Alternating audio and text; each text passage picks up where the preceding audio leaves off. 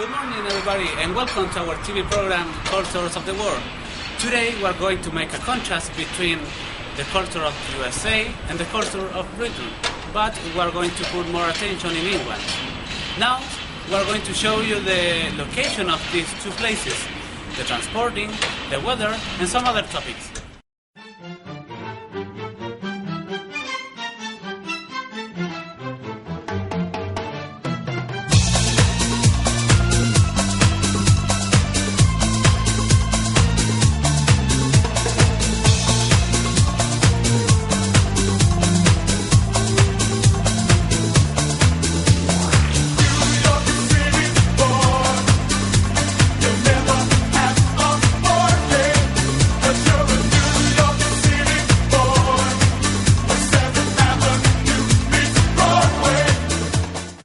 The United States of America is located in the North of American continent between Canada and Mexico, and it has frontiers with the Atlantic and the Pacific Ocean.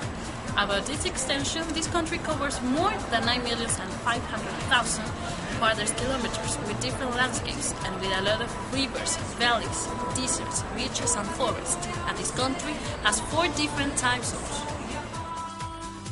The majority of the states has the 4 seasons of the weather, but for example, in the coast the weather is more tropical and in the North Pole is colder than in the center. In spring there is a lot of rain and the temperature descends at night. In summer, temperatures increase considerable, more than 30 and even 40 degrees. On the other hand, on autumn or fall, there is a lot of winds, very cold, and the season begins on September.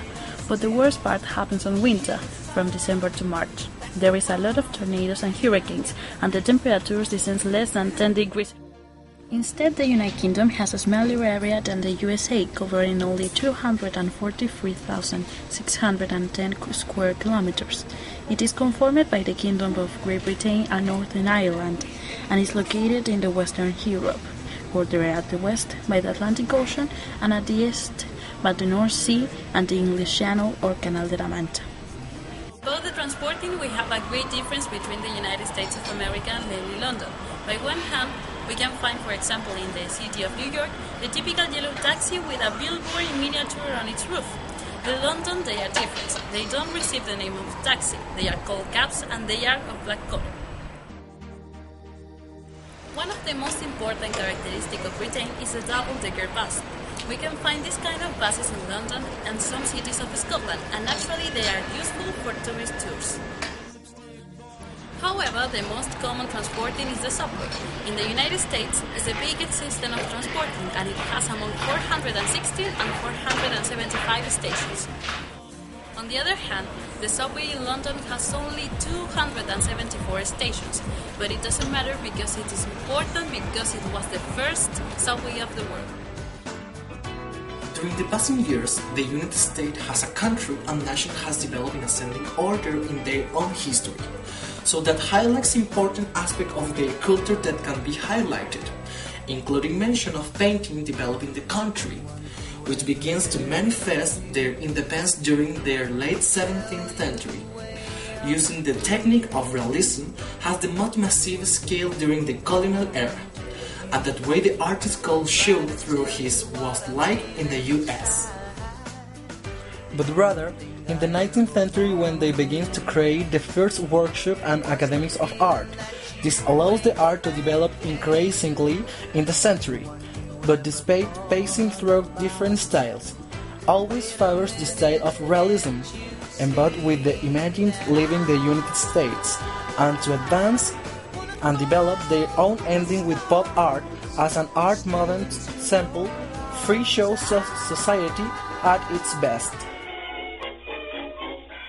Respect to the music of the United States developed different styles such as jazz, pop, rock, blues, opera, among others. One of the musical styles significantly under the 20 was the Charleston dance, as this creates as a distraction after the Second World War in order to help break-down the life of people after such a traumatic time. Contrasting with that style, another style that was century laid under the well-known rock and roll, which in express has an act of rebellion by the people to express what so young at the time met but the government and himself about this thoughts and way of acting. No doubt this style marked very important to the life of state together. Art was held in the UK discovered all known styles. Nothing that artist demonstration began to develop before 1970. Began Stone Age, the oldest styles in the UK. It is believed that its origin will be around 2500 before Christ. The most important point for art in the UK was in the period of the Empire, which is why many works are now based on both royalty and families of high rank, being the main point every work of that period. Finally, in the 20th century, British art began to spread throughout the different range of modern art, century, Cubism, and Impressionism. The music in the UK is marked by different styles going from heavy metal to folk. Among the most important bands, we can emphasize The Beatles, Queen, Elton John, Bee Gees, Led Zeppelin, Pink Floyd, The Rolling Stones, among others. All of these very important bands that have marked a fundamental way in music, selling millions of albums independently with their debut. It is also why British cities are different staples for its music scene and why the city of Glasgow was recognized in 2008 when he was named by UNESCO as Music City. Both agree in a few things. First of all, their sense of humor.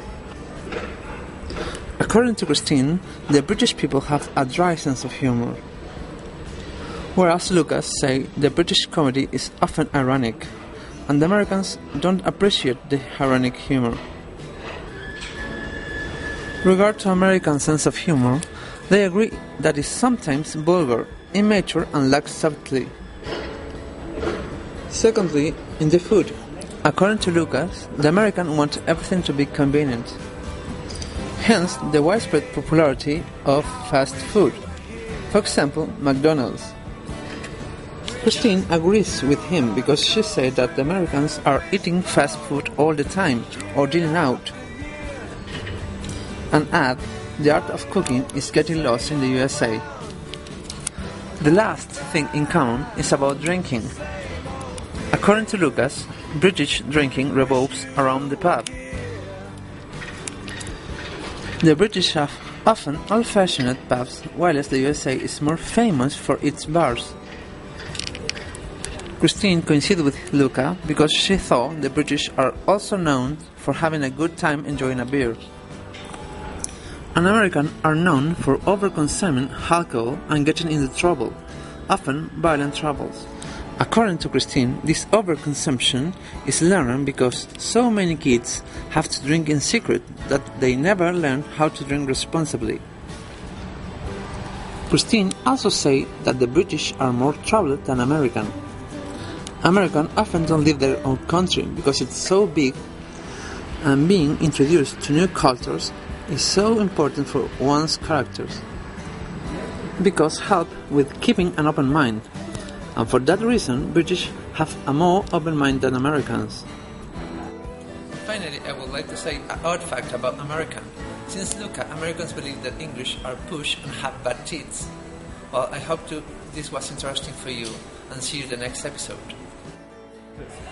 The political organization of Britain has three branches: the Parliament, which makes the laws, the government, which executes and put in practice the laws, and finally the courts of laws, which interpret the laws. Officially, the Queen is the head of these three branches, but in the practice, she doesn't have a considerable power or influence there. The Parliament has two parts: the House of the Commons and the House of the Lords. The Parliament has two parts: the House of Commons and the House of Lords. The members of the House of Commons are elected by people, and they are known as MP or Members of Parliament. The Prime Minister is a member of the Parliament too. and usually he is the leader of the political party with the majority of members in the House of Commons. The Prime Minister is advised by around 25 ministers chosen by himself. The members of the House of Lords, or peers, are not elected by people. Around 70% of them inherited the place in the House by his parents that were peers before. The other 30% are life peers, and their places in the House are not inherited. They are named by the Queen. The main functions of the Parliament are making laws, providing money for government through taxation, examining government policy, administration and spending, and debating political questions. Making new laws, bills and acts. The bills can be presented by any member of the House of Lords or Commons. But in the practice, the majority of bills are proposed by the government. Then, the bill is discussed and may be changed by the House of Commons. And then, the bill is sent to the other house to make the same process of discussing. When both houses approve the bill, it is sent to the Queen in order to get her signed, or royal assent. This act is called Act of Parliament. A bill that is approved by the House of Commons is almost a law. The House of the Lords can check the bills, but they cannot avoid the approval of the law. They only can delay the process. The royal assent is only a formality. Any king has approved a bill since 1707. Britain, unlike many countries like USA, doesn't have a written constitution. There are no special procedures to change a law. A political party can perfectly make new laws and new powers for the government. The main functions of the Prime Minister are to lead the majority party, to run the government, to appoint cabinet ministers and other ministers, and finally to represent the nation in political matters. The Congress has two parts, the House of Representatives and the Senate. Both houses' members are elected by people. The House of Representatives only has the power to make laws. The Senate can not only make laws, but also has to approve or reprove the President's decisions related to international relationships and the choice of ambassadors, secretaries and consuls. The project of law must be approved by both houses to become a law. But the President has the power to reject the project, and as a consequence, the project doesn't become a law. If this happens, the project goes back to the House of Representatives to evaluate it again. In the executive strength, the President is the head, and he is elected together with the Vice President by the people. The Vice President is also the President of the Senate. The President, unlike the Prime Minister of Britain, is the Chief of Government, Chief of State, and Commander-in-Chief of the Armed Forces.